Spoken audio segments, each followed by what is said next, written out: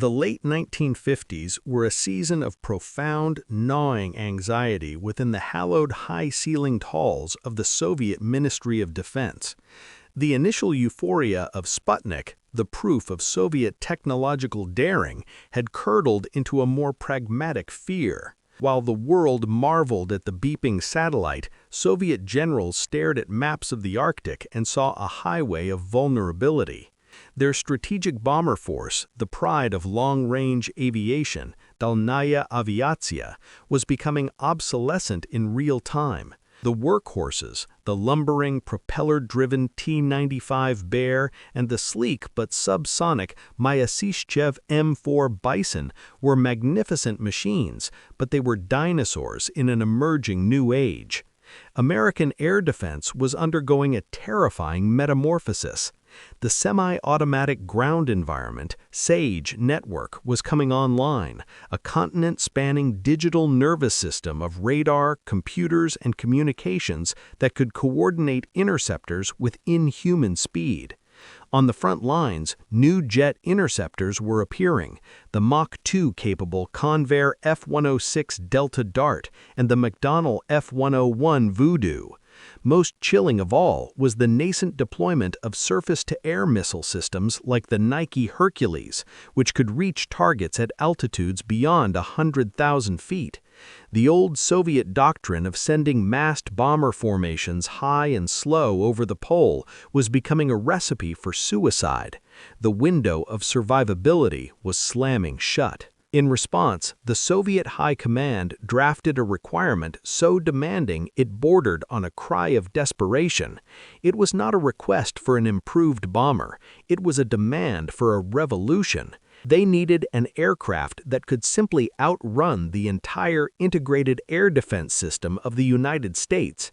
It couldn't just be a little faster, it had to operate in a velocity regime where interception was theoretically impossible. The numbers they settled on were not incremental, they were astronomical. The new bomber would need to cruise at Mach 3, 3 times the speed of sound, approximately 2,300 miles per hour. At that speed, the calculus of air defense broke down. Interceptor fighters would lack the closure rate to effectively engage. Missile guidance systems of the era would struggle to track and lead a target moving with such blistering, heat-blurred speed. Radar stations would have their warning time slashed from hours to mere minutes. A Mach 3 bomber would not sneak through defenses, it would blow past them in a blur of kinetic energy, an unstoppable spear thrown across the top of the world. There was, however, a cavernous gap between the general's demand and the realm of known engineering. In the late 1950s, Mach 3 was the frontier of the possible, a territory inhabited only by experimental rocket planes and unmanned drones. The physical challenges were monstrous. At such speeds, aerodynamic friction heats the aircraft's skin to temperatures exceeding 500 degrees Fahrenheit, hot enough to soften conventional aluminum, warp control surfaces, and cook avionics. The very air becomes a viscous, punishing fluid, creating shock waves that can rip a poorly designed structure apart. Engines must ingest this superheated, compressed air and not just survive, but produce colossal thrust, and a human crew had to be housed within this flying furnace, kept alive, sane, and capable of executing a nuclear mission. No one in the world knew how to build such an aircraft, certainly not one large enough to carry a strategic payload across an ocean. It was an impossible requirement, born of terror and ambition. To even attempt it was to wage war against the laws of physics themselves. In the competitive high-stakes ecosystem of Soviet aerospace design bureaus, such an impossible demand was not a death sentence for a career, it was the ultimate opportunity. The call went out, and one man, Pavel Osipovich Sukhoi, saw not an insurmountable problem, but a chance to cement his legacy and elevate his design bureau to the pinnacle of Soviet industry. Sukhoi was a survivor. His bureau had been shuttered by Stalin in 1949, only to be resurrected after the dictator's death. He had built a reputation on innovative, if sometimes troublesome, fighter designs. The Mach 3 bomber requirement was his moonshot. He assembled his best engineers, mathematicians, and material scientists in the Bureau's offices in Moscow. The project received the opaque designation Izdalia 100, Product 100, which later evolved into the more famous name T-4, often nicknamed Sotka, Russian for 100. What emerged from their drawing boards was not an airplane in any conventional sense. It was a statement of intent, rendered in titanium and steel. The T-4 was a creature of pure, ruthless function, a machine that looked like it belonged on a launch pad at Baikonur, not a runway in Siberia. Its most radical feature was its nose. For high-speed flight, a conventional cockpit canopy was an aerodynamic nightmare and a thermal weak point. Sukhoi's solution was audacious, a drooping nose section. During takeoff, landing, and low-speed flight, the entire forward fuselage, including the pilot's cockpit, would be lowered, providing a critical view of the runway. Once the aircraft accelerated for its high-speed dash, the nose would hydraulically pivot upward, locking into place to form a perfectly streamlined, needle-like point. The pilots would then fly entirely by instruments, their view of the outside world reduced to a few small, heavily reinforced quartz glass portholes on the sides. They were, for all intents and purposes, entombed in a metal spear, riding a nuclear warhead to its destination. The airframe was a delta wing of immense proportions, its leading edges sharp enough to slice through the compressed air at Mach 3. To withstand the searing heat, the entire structure would be built from titanium and high-grade stainless steel, materials that were fiendishly difficult to work with, driving costs to astronomical levels. Propulsion was another realm of extreme engineering. 4 massive Kolesov RD-3641 afterburning turbojets, each capable of generating over 35,000 pounds of thrust, were packed tightly in the rear fuselage. These engines were fuel-guzzling monsters, and the T-4's internal tanks were vast caverns to feed them. To maintain stability at such incredible speeds, the aircraft employed a fly-by-wire control system, a revolutionary concept at the time, where pilot inputs were transmitted electronically rather than through mechanical linkages. This was necessary because the aerodynamic forces would be too great for a human to muscle through with cables and rods. The target performance was staggering, a cruising speed of Mach 3.2, around 2,450 miles per hour at an altitude over 75,000 feet, with a range sufficient to strike targets in the United States and return. It was a performance envelope shared by only one other aircraft in the world, the American Lockheed SR-71 Blackbird, a reconnaissance plane. But the T-4 Sotka had a far daunting mission. The SR-71 was designed to be empty and fast. It carried cameras and fuel. The T-4 Sotka had to be fast while carrying the ultimate burden, multiple thermonuclear weapons. It was the difference between a sprinter and a sprinter carrying a 100-pound backpack. Sukhoi was not just trying to match the Americans, he was trying to surpass them in the most lethal category imaginable, building a spaceship disguised as a bomber, a machine that would vault Soviet strategic power into a realm where it could not be challenged. The promise was intoxicating. The reality would prove to be a descent into a technological inferno. In the rarefied world of Soviet test pilots, men like Vladimir Ilyushin and Mikhail Komarov were deities of danger. They had tamed unstable fighters, survived catastrophic engine failures, and pushed experimental machines to the brink of disintegration. They wore risk like a second uniform. Yet when the Sukhoi Design Bureau began briefing the selected few on the T-4 Sotka, a new kind of silence fell over these normally boisterous, darkly humorous gatherings.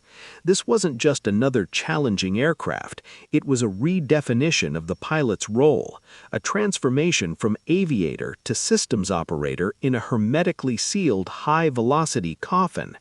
The pre-flight checklist for the T-4 read like preparation for a space mission. Before even approaching the aircraft, a pilot had to wear a full-pressure, high-altitude suit, a descendant of cosmonaut gear, that would inflate like a balloon if the cockpit lost pressure at 75,000 feet. His helmet was a sealed sphere with a limited visibility faceplate, wired for oxygen and communications, isolating him from the world. Inside the cockpit, the layout was a monument to ergonomic brutality. The control column was not a simple stick. To manage the complex fly-by-wire systems and the immense stability challenges of Mach 3 flight, the pilot needed both hands on a unique controller while bracing a knee against a specially designed support. The most psychologically unsettling feature, however, was the view, or more accurately, the lack of one.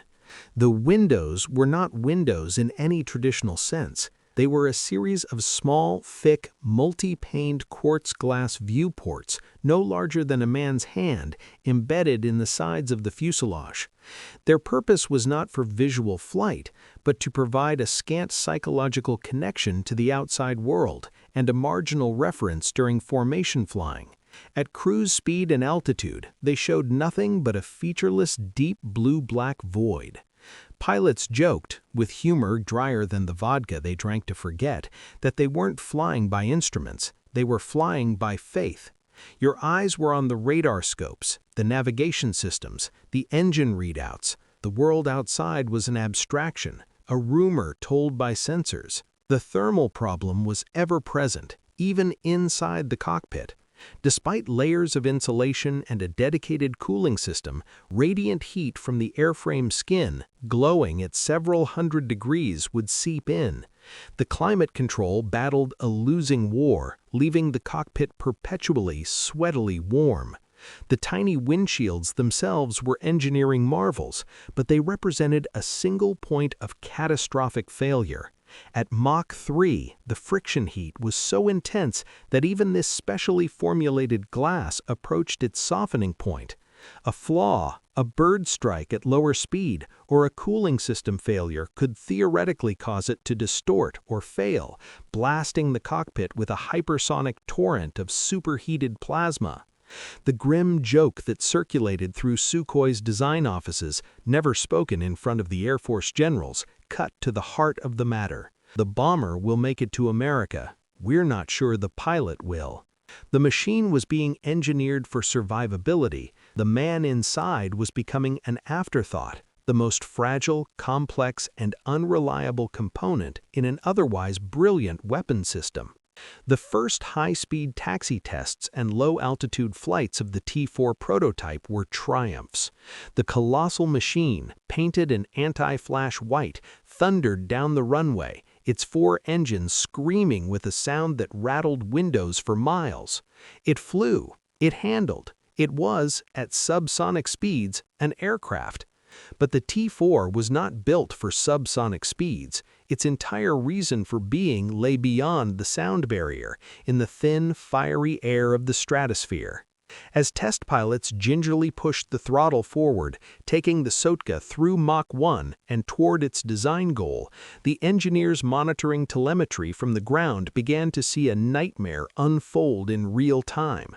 The aircraft could reach Mach 3, but it could not endure Mach 3. The friction heat, predicted by theory, became a visceral, destructive reality. At sustained speeds above Mach 2.5, the leading edges of the wings and the needle nose began to glow a dull, ominous cherry red.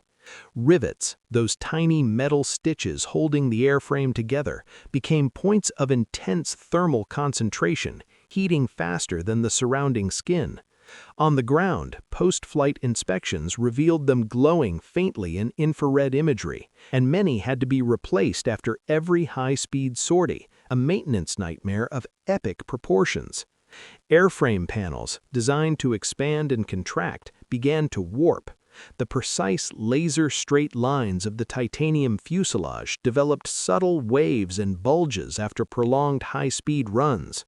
Seals meant to keep hydraulic fluid in and superheated air out began to cook, becoming brittle and failing. The hydraulic fluid itself, critical for moving the control surfaces, and the massive drooping nose threatened to boil in its lines, risking a complete loss of control. Landing was its own special terror. The tires, which had to be specially formulated to withstand the heat soak from the nearby brakes and wheel wells, would often show signs of melting and delamination upon inspection. The smell of scorched rubber and ozone would hang around the aircraft for hours. Most alarming was the behavior of the wings. The immense delta surfaces, while structurally sound, experienced localized heating that exceeded predictions. In certain areas, particularly near the root where the wing joined the hot fuselage, the metal would lose a fraction of its temper, its molecular structure subtly altered by the heat. It didn't fail, but it softened, becoming slightly less rigid. This phenomenon, known as thermal creep, meant the aircraft was literally changing shape during its mission. The wings that took off were not precisely the same wings that would land.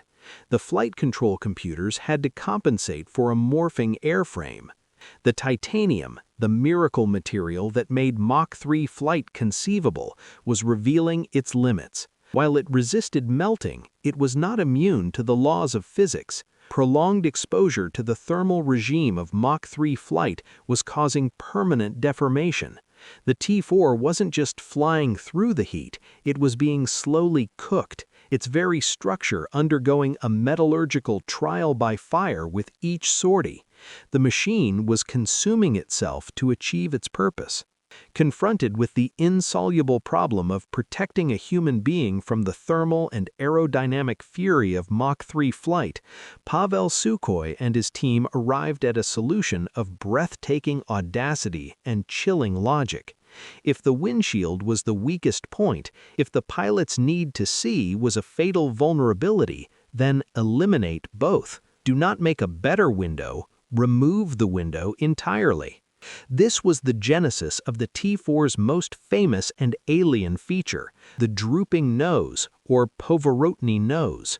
It was a piece of engineering theater as brilliant as it was psychologically extreme. For takeoff, taxi, and landing, the entire forward section of the aircraft, an 11-ton assembly containing the pressurized cockpit, would be hydraulically lowered to an angle of 12 degrees. In this position, the pilot had a direct, forward view through a conventional armored glass viewport, crucial for the delicate high-speed landing the Delta Wing aircraft demanded. But once the wheels were up and the aircraft was climbing for its mission profile, the pilot would initiate a sequence. With a deep hydraulic whine and the clunk of massive locking pins, the entire nose would slowly, inexorably pivot upward. It would seal itself against the main fuselage, transforming the front of the T-4 from a recognizable airplane nose into a perfectly streamlined continuous needle. The cockpit windows vanished, becoming part of a seamless metal skin. The pilots were now entombed. From that moment until the descent for landing, the crew of the T-4 flew in a windowless metal tube. Their connection to the outside world was entirely electronic. Radar screens painting the terrain below and threats ahead, navigation systems tied to inertial guidance and stellar updates, and instrument readings telling them everything except what the sky actually looked like.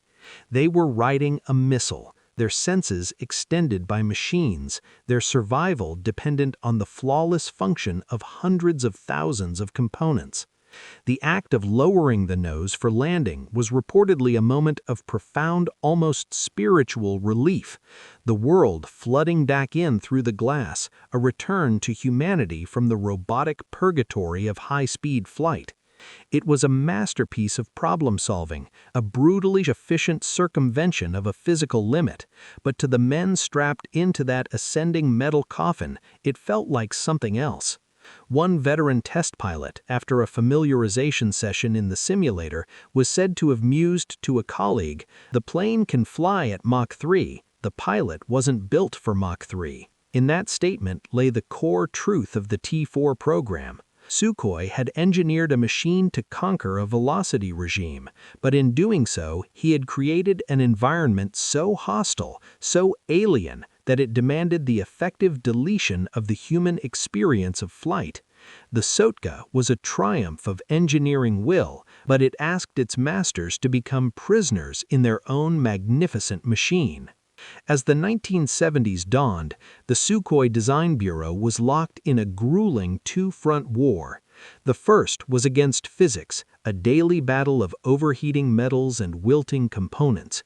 The second, more insidious and ultimately more fatal, was being waged in the carpeted corridors of the Kremlin and the rival offices of the Tupolev Design Bureau. While Sukhoi's engineers wrestled with thermal creep, Andrei Tupolev, the grand old man of Soviet aviation and a master political operator, was executing a maneuver of bureaucratic brilliance. Tupolev had watched the T-4 program with a mixture of professional envy and profound skepticism.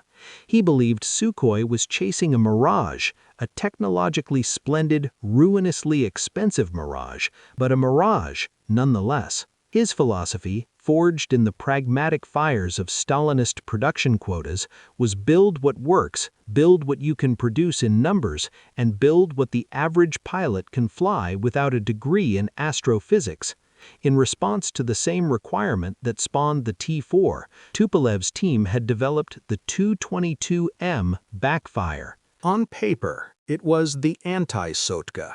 It was not a pure Mach 3 aircraft. It was a variable sweep-wing bomber capable of Mach 2 at a stretch, but more comfortably operating at high subsonic speeds at low altitude. It was built from conventional aluminum alloys, not esoteric titanium. Its cockpit was conventional, with a large forward-facing canopy. It was, by comparison, almost ordinary. But that was its genius. It was cheaper, dramatically so. It was easier to manufacture using existing Soviet industrial techniques. It could be deployed in squadrons, not as a handful of bespoke technological jewels. And crucially, it offered something the T-4 could not: versatility. The T-22M could perform naval strike, conventional bombing, and nuclear delivery with a flexibility the single-purpose T-4 utterly lacked. The battle for the future of Soviet long-range aviation became a clash of ideologies. The Soviet Air Force's strategic arm, the Dalnya Aviatsiya, was split. The visionaries and the high-speed evangelists saw the T-4 as the inevitable future, a weapon that would leapfrog a generation of Western defenses. The pragmatists, the logisticians, and the commanders who would actually have to fight a war saw the T-22M as the reliable, deployable tool they could understand and trust. But the final decision rested not with the pilots, but with the Politburo. In the Politburo's calculus, the T-4 represented a terrifying financial black hole. Its titanium construction required entirely new supply chains and fabrication plants. Its systems were so advanced they bordered on the uncountable in rubles. In an era of growing economic strain, with the USSR pouring resources into the missile race and proxy wars, the prospect of funding a fleet of flying titanium fortresses was untenable.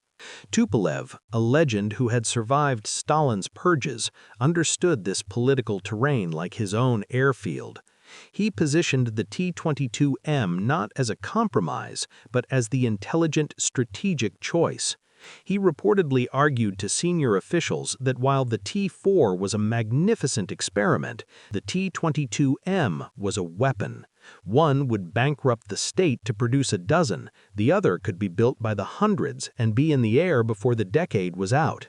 The political knife slid home quietly, with a signature on a document, not a dramatic showdown.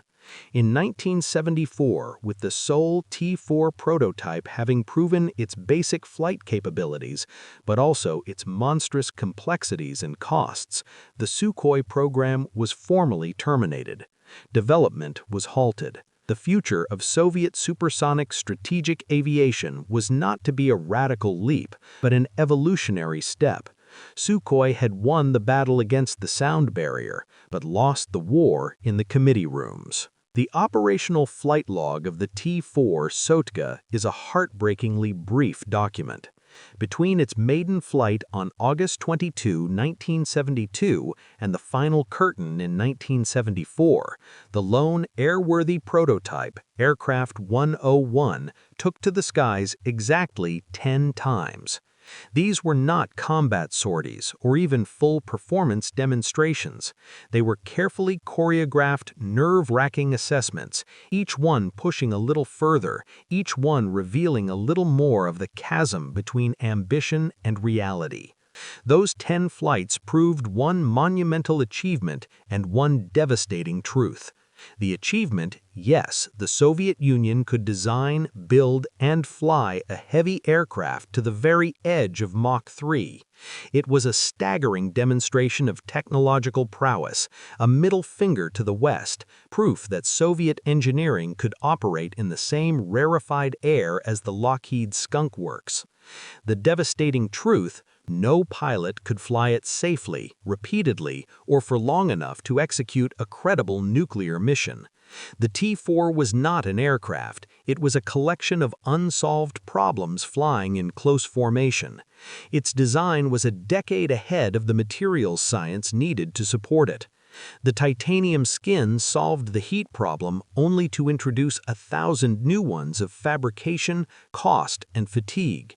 The cockpit, for all its ingenious pivoting, was a psychological and physiological pressure cooker, isolating the crew in a way that was deemed unsustainable for a weapon system requiring alert readiness and potential wartime endurance. Most damningly, the aircraft was literally consuming itself to achieve its performance. Every high-speed run was a destructive test. The post-flight maintenance reports read like autopsy notes from the future. Skin panels warped, hydraulic seals degraded, rivets replaced, localized wing deformation noted.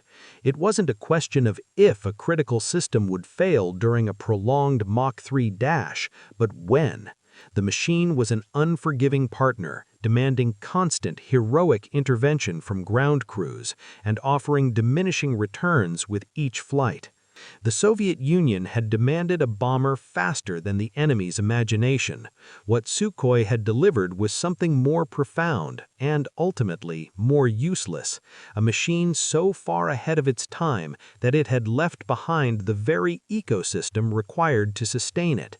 It had outpaced the metallurgy, the economics, the human factors, and the strategic doctrine of its era. The T-4 was not a weapon, it was a prototype of a future that never arrived, a magnificent, breathtaking, and utterly impossible phantom. Today, the physical legacy of this audacious failure resides not on an alert tarmac, but in the hallowed, echoing stillness of the Central Air Force Museum in Monino, just outside Moscow. The sole surviving T-4, the very 101 that made those 10 historic flights, sits on static display. Its anti-flash white paint has been repainted a sleek, menacing black for exhibit, making it look even more like a weapon from a lost tomorrow. It is positioned with its nose lowered, as if ever caught in the moment of landing, offering visitors a glimpse into the cramped, complex cockpit that was a pilot's tomb and command center. There are no replicas, there were no successors.